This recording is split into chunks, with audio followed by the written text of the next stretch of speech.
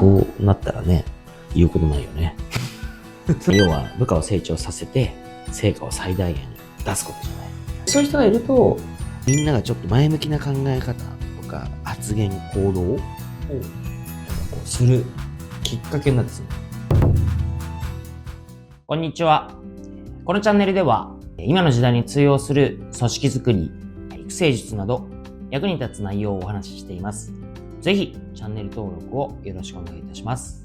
今回はですね、ゲストというか、うちの会社の支店長をぜひということで連れてきましたので、リアルな管理職としていろいろ質疑応答できればと思います。ありがとうございます。はい。アップル引っ越しセンター練馬支店支店長させていただいております。渥美と申します。アルバイトとして5年前にこちらにお仕事させていただいておりまして、社員として3年前に入りまして、1年半前ですね、支店長をさせていただいて、今に至るような形になります。今日はですね、いるだけで業績が右肩上がりになる組織に必要な人材ということで、どんなような人が組織を成長させるのかなということで、ご質問させていただければと思います。組織に必要な人材はどんな人材かと。そういうこと？はい。なるほど。ちなみに、渥美はどんな人が必要だと思う？僕の考えとしては、僕が指示を出さないくてでもやっていただけるような方かなと思っております。それはだから、いわゆる主体性を持って行動してくれる人材みたいなそうですね。話？それが一つ目ね。はい。他は？やる気のあるような、自分の目的があってそれに突き進んでいるような人とかですね。要はじゃあちゃんと自分の目的とか目標を明確に持っている人材。はい。はい。なるほど。じゃあ、渥美としては、ちゃんと目的目標が明確な人。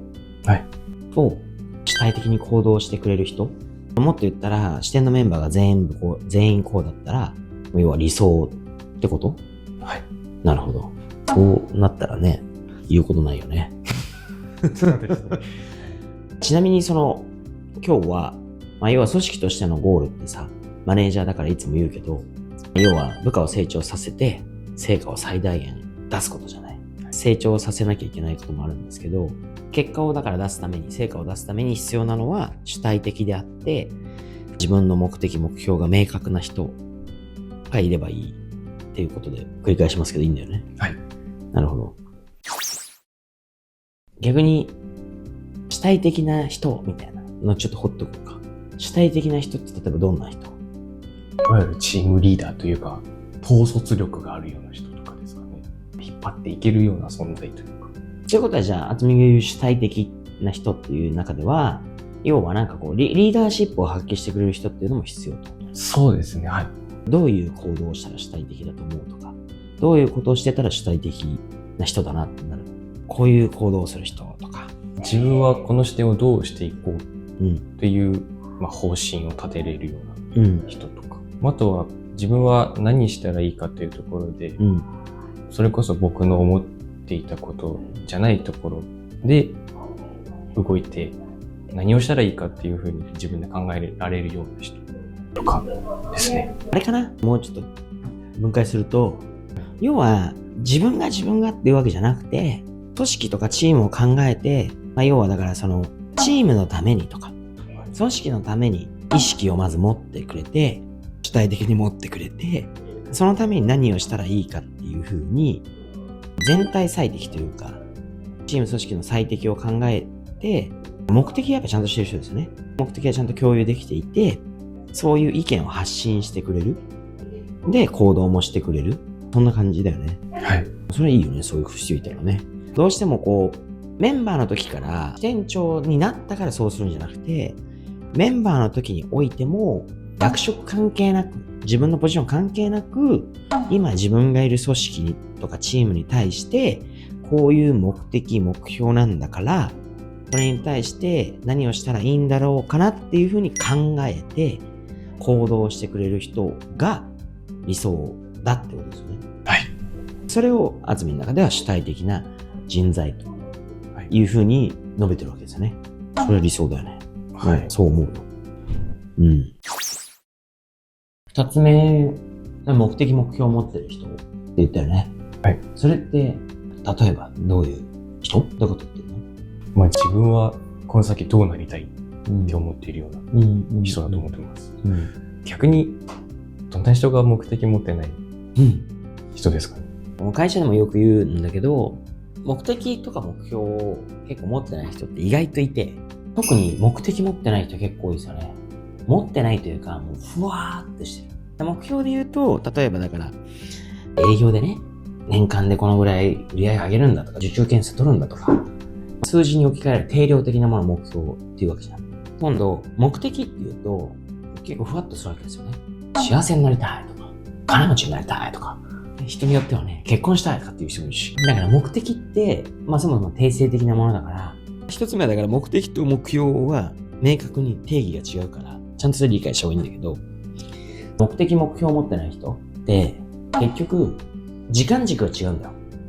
要は、僕は目的とか目標を明確に持ってますけど、ってなると、例えばですよ、僕の目的とか目標が時間軸でやっぱり長く考えられれば考えられるほどいいんだよね。例えば、じゃあ仮に10年後にこうなりたいと。これが目的で。そうなるためにこの目標を立てます。10年後にこれを達成してたら多分こうなれるはずだ。みたいな立てるじゃん。そうすると今のことって10年先を見据えた、これをブレイクダウンしてってまた1年ごとに目標を作ったりとかして、で今何をすべきかとか、逆に今してることがその10年後の目標に向かってどう近づいてるか、1年後の目標に向かってどう近づいてるかとか、これがその1年でもそうだね。1年の目標ここだとしたら今ここにいるから、この目標のために今これをやっているってなるわけ。でそうすると、例えば失敗をしたとしても、この失敗を次にどうするかを考えて、この1年後の目標を達成するために頑張れるわけ。これが目標を持ってる人みたいな話。で持ってない人はそもそも目標ないから、今が大事なわけよ。だから目的目標を持ってる人持ってない人の一番差で言うと、時間軸の考え方が全然違います。なので、持ってない人は今の居心地が重要になるんですよ。今あれが悪い、これが悪い、ここに不満があるっていう風な口癖が多い。だって目標がないから今の居心地が重要なの。これは目標を持ってると今の居心地をどうこの目標達成につなげるかだから、ここが気持ち悪くても、今は気持ち悪いけどこの目標のために俺は頑張ってるんだ。居心地悪くてもこの居心地を変えたらこの目標達成できるんだみたいな思考になるわけよ。今が重要じゃなくなるわけよ。今ももちろん重要なんだけど、今からこの未来のこの差分をどうしていくかって考えるから、そうすると前向きなことになるじゃん。次どうしようかってなるわけ。目的目標を明確に持ってる人は、今後どうしようかって未来を考えるね。目的目標を持ってない人は、未来のこと考えられてないわけよ。過去はこうだった。昔はああだった。だから今不満です。居心地が悪いです。っていう特徴があるよね。いますね。僕の経験則なんですけど、目的持ってない人がなんか結構やめていく人が多いと思うんですけど、それにどう思いますか？それも今の話と一緒だよね。要は目的目標を持ってたら、こうなりたいっていう目的なりか、これを達成したいって目標があるから、これに向けて頑張るから、だからさっき言った時間しかないでしょ。目的目標がない人は今が大事だから、今に不満を感じたら、もうやめまーすって言うわけ。だから会社でいつも言ってる通り、目的目標をその個人個人に考えさせることっていうのはすごい必要で、でも明確な人が会社にとっては必要な人材、組織にとっては必要な人材ですよね。単純に言ったら、目的目標が明確な人は、ある程度離職確率が低いし、続けてくれる確率高いし、未来を考えてる人じゃん。組織にとってやっぱ必要ですよね。はい。そういう人ばっかりだったら、短期の離職なんかに悩まされる必要ないでしょ。はい。必要だよね。欲しいです。ちょっとここで話す話じゃないけど、そういう人材をどう作るかっていうのをこっちが努力しない。C って言ってもう一個あげるんだったら、やっぱムードメーカー必要だと思うんだよね。ムードメーカー。そうですね。職場の雰囲気も良くなったり、自分のやる気も出てきたりと、いい影響あると思います。ちょっと言い方トゲトゲしいけど、ね、いいバカが必要なの。いいバカ。いいアホ。アホ。キングダムとかお前見てるっけ？見たことはあります。そうでしょ？オギコみたいなのが必要なわけよ。オギコ。要は、仕事はあんまりできない。そういう IQ みたいな仕事の能力としてはすごい高くない。でも、いれば明るくなる。前向きになれる。とか、笑わしてくれる。みたいな感じ。ドラゴンボール Z トとかで言うとさ、孫悟空自体がそんな感じなわけよ。強い敵が現れた時にクリリンとかは、ってこうなるじゃん。普通みんなそうなんだよね。やばいやばいどうしようみたいな。でも悟空だけは、めっちゃ強えなみたいな。俺も戦ってみてとか言うわけじゃん。こういう人が必要なわけ。なんでそんな感じなのみたいな。みんなは一生思うんだけど、でもその人がそういう感じで喋ってったりとかいると、俺もちょっと頑張るかみたいな。こうなるわけだよね。だから、ある意味、仮に自分が戦闘力100で戦闘力1000の敵が来たとしても、ビビってネガティブになって消極的で戦いを避けるようになるんだけど、でもなんかその人がいると、ちょっと俺らでも勝てるかもとか、考えてもしょうがねえかとか、どうやったらこの100の俺らが1000のあの人に勝てるのかみたいに、なんとなくこう組織がやっぱそういう風に考えるきっかけを作る人みたいな。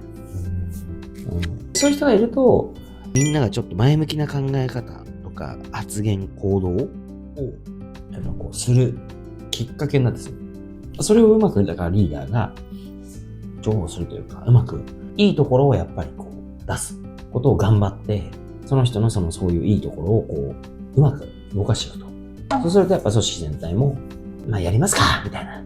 やろうみたいな感じになるような癖というか、習慣。逆が一番辛いわけじゃん。いや会社でこういうふうに、こういうルール変わりました。なぜならばこうですよってお前が一生懸命説明したとしても、従業員にとっては一瞬ね、負担が増えること。だった時にみんなが、なんでやるんですか俺らの負担もやるじゃないですかっていうのが10人中10人いたら嫌じゃん。嫌です。やる気なくすでしょ。はい。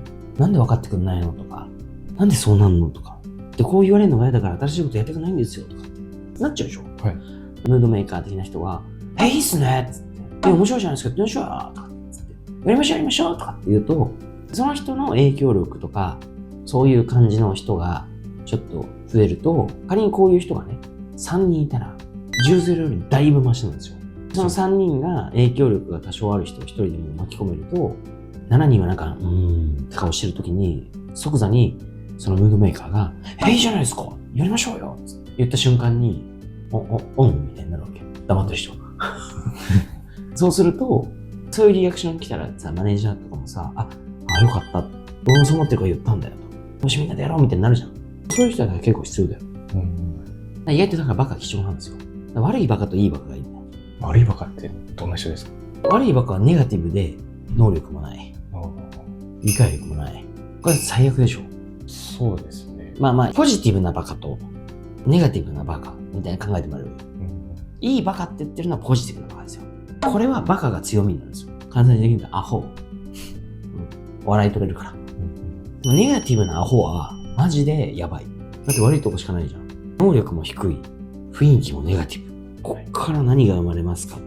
やる気の逆。ポジティブなアホだったら、能力は低くてもポジティブだから、チームとか組織の雰囲気を変えたりとか、結構こういう人は結構行動力があったりするんですよ。とりあえずやってみようっつって。待て。もうちょっと考えてからやれよお前みたいにするわけ。でも、いいのこれで。いっぱい失敗もするの。だから能力低いって思われる。10のことをやんなきゃいけないのに、10理解してないのに、とりあえずやってみましょうとかって3でやっちゃったりするから、失敗したりするんだけど、それも全部こっちは理解してれば、ポジティブなところをちゃんとうまく扱ってあげて、引き出してあげたら、組織においては重要な人物だよね。でも今年の能力はやっぱ能力低いから、ちょっとやっぱり結果はいまいちとか、こんな感じがあると。だから必要だと思うよ。はい、僕にも必要なものです。